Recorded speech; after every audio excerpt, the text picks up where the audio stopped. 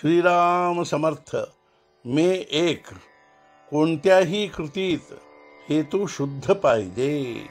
तमोगुण हा तीनही गुणात जास्त जड असल्याने त्याचा परिणाम या जगामध्ये लगेच दिसून येतो। दुष्टबुद्धी हा तमोगुणाचा परिणाम आहे, परंतु भगवंताच्या नामाने बुद्धी स्वच्छ करण्याची सोय माणसाच्या ठिकाणी आहे। यासाठी पुष्कळ नामस्मरण करावे, म्हणजे सत्वगुणाचा उदय होतो आणि बुद्धी शुद्ध बनते। देहाला कष्ट दिले म्हणजे भगवंत वश होतो हे काही खरे नाही।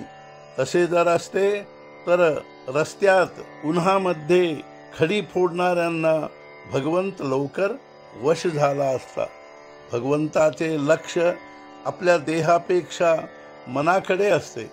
आपल्या मनामध्ये प्रापंचिक हेतू ठेवून भगवंताच्या नावाने उपवासासारखे कितीही कष्ट केले तरी ते पाहून लोक फसतील, पण भगवंत फसणार नाही। आपण जसे बोलतो तसे वागण्याचा अभ्यास करावा। परमार्थामध्ये ढोंग फार बाधक असते। प्रापंचिक गोष्टीकरिता उपवास करणे ही गोष्ट मला पसंत नाही। उपवास घडावा यात जी मौज आहे ती उपवास करावा यामध्ये नाही।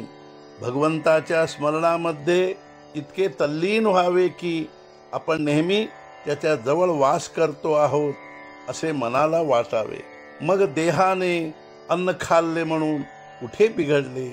या उलट आपल्या चित्तात भगवंताचे नाम नसताना आपण देहाने पुष्कळ उपवास केले तरी अशक्तपणाशिवाय दुसरे काही पदरात पडणार नाही।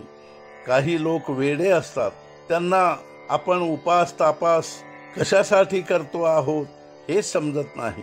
कोणत्याही कृतीला वास्तविक मोल तिच्या हेतूवरून येते।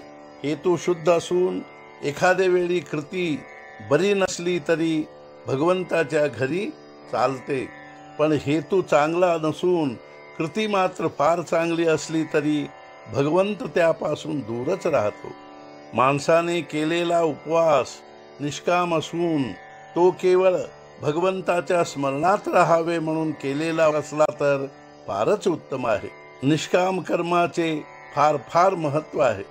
भगवंतासाठी भगवंत हवा अशी आपली वृत्ती असावी।